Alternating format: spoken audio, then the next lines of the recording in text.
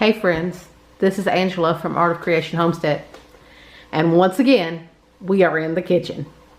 Welcome to our kitchen. Today I am going to show you how to make basil pesto for preserving.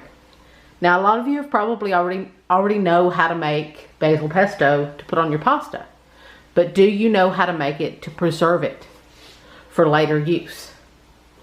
Because there is a little different trick about making it this way that you need to know. And then I'm going to show you a couple of different ways that you can store it. And they will both be for different uses. So let me show you what I'm doing so we can get started. In here, we have a bunch of basil leaves. I harvested a ton of basil today. And I harvested it by the method that I told you in my basil video, which we will link right there. And because of me harvesting it that way, we're just going to get a ton more basil. And over here we have 3 cloves of garlic, the garlic that we grew. Now I'm not teaching you a recipe here, so I'm not giving you numbers. I'm not telling you, oh, it's this many cups of basil and all of this stuff. I'm teaching you a method. Just do this with however much basil you have. I added 3 cloves of garlic because we love it garlicky. If you don't like it that garlicky, put less. If you like it more garlicky, put more. If you have more basil, put more garlic. So now, you need some kind of a nut element. Whether it be almonds, pine nuts, walnuts, pistachios, pecans, any nut that you like. If you're allergic to nuts, use sunflower seeds. Well, what I have in the house today, I have sunflower seeds and almonds. So I'm putting a mix of both in here. Let me set you up so you can see what I'm doing. Okay, now I'm going to put probably about 1/4 of a cup of sunflower seeds and probably about another 1/4 of a cup of almonds. That should be plenty of nuts and seeds for it to make it really good. Now you want to add some salt. It works as an abrasive to help break up the basil and the garlic and the nuts. So you want to put a good healthy pinch of salt. That was pink Himalayan salt because that's what we use here.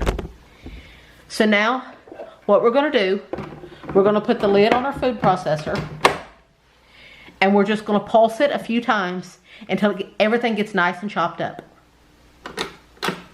Well, I think we need to plug it in first. I don't think it's going to work without being plugged in. I may be completely wrong, but I just don't think it will work without power. I could hum and pretend that it's working, but my pesto would never get made. Okay, now let's pulse it just a few times.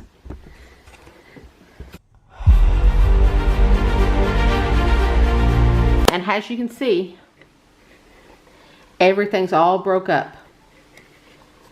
See, all your nuts and seeds and your basil, your garlic, everything's all broke up. Now you can use any type of basil that you want here. Now I wouldn't recommend holy basil or tulsi. I would not recommend that. That is not good for pesto. And Thai basil and things like that, they may be a little different. You more want to stick with an Italian basil. Or I even threw in some opal basil in here for a little different flavor. Those work best for it. Like I have a Genovese, I have Genovese, Emily, which is another Genovese type, and opal in here. The opal will add just a little bit of a floralness that will make it really good. So now I'm going to show you what else I'm going to do. We have the feeder tube cover out so that the feeder tube is open on your food processor. You can also do this in a blender, but it works best in a food processor. So now we're going to drizzle in the basil. Drizzle in the basil, yeah. Have you ever drizzled basil? Well, apparently I do. So we're going to turn on the food processor and we're going to put in our olive oil, extra virgin olive oil. We're going to put it in here until it looks like a looser paste. I'll show you when it's ready.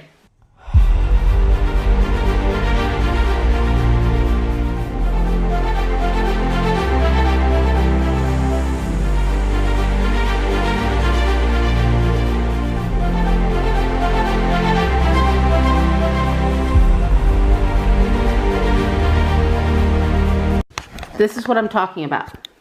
See, it's kind of a loose, runny paste. Isn't that gorgeous? And it smells amazing.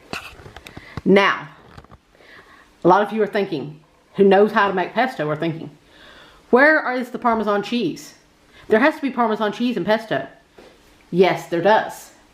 But if you want to freeze it, never, hear me now, never put the Parmesan cheese in it before you freeze it. The consistency when it unthaws will be horrible. You do not want to freeze it with the Parmesan cheese in it. It will separate, the cheese will be all gummy, and everything else will separate from it. After you thaw it, when you take it out of the freezer and you thaw it, then, and only then, do you want to put your Parmesan cheese in. And then you can stir your Parmesan cheese in before you put it on your pasta. Now I'm going to show you a couple of ways that you can store this and the uses for both. Okay, now this is just a regular ice cube tray. Just a regular ice cube tray that you can get at the Dollar Tree for $1. Or you can find them someplace even cheaper. Now what we're going to do, I'm going to take this beautiful pesto that we just made. Give it a little stir so that the oil mixes back in if any of the oil is separated.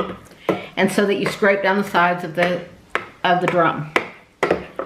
Now what you want to do is you want to spoon this into your ice cube trays. You don't want to fill them all the way up.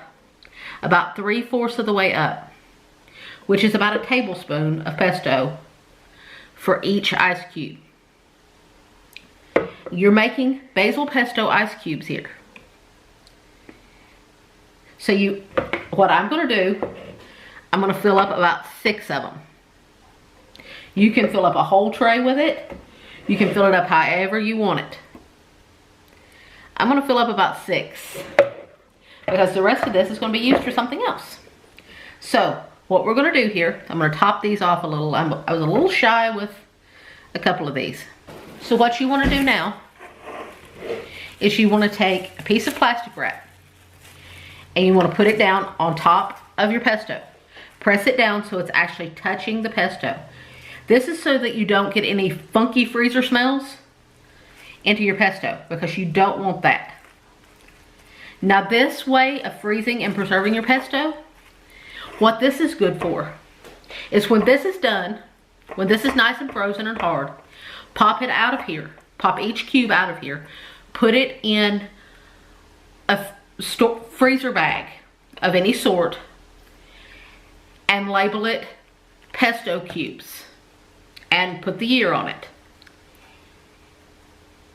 You can, when you're making a pot of spaghetti sauce or anything of that nature, you can take one of these, spaghetti sauce, soup, anything that you want a little Italian flair to, a little basil, garlicky goodness.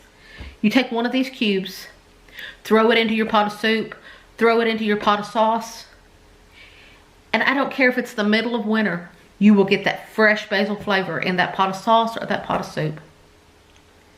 I don't know about you, but that sounds pretty darn amazing to me.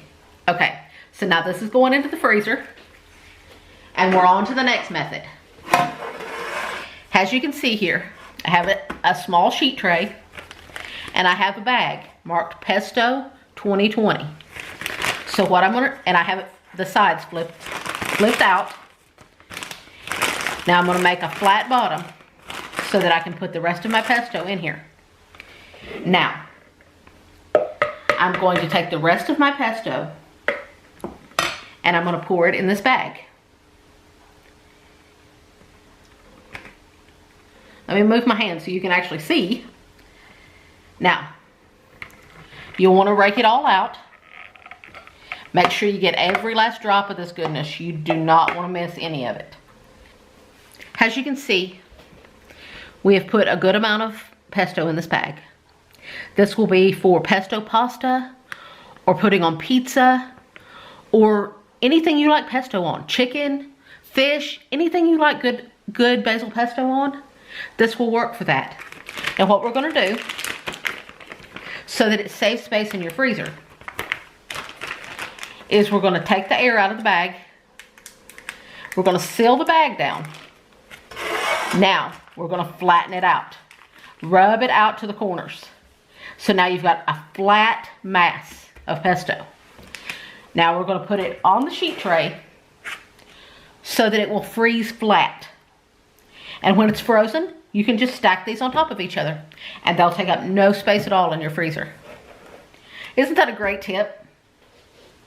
Now you know how to preserve your basil in ways other than drying it. I've also shown you in another video how to make basil salt and how to salt preserve your basil if you don't want to dry it. So now I've given you all kinds of ways to preserve your basil. I hope you've enjoyed these videos about basil. If you like these videos, if you like this video, give us a thumbs up. If you want to see more videos like this, subscribe to our channel and click that little bell for notifications on every time we do a video. If you know anybody who wants to learn how to preserve their basil that they harvested this year, share this video with them. And as always, thank you for watching. God bless and have an amazing day.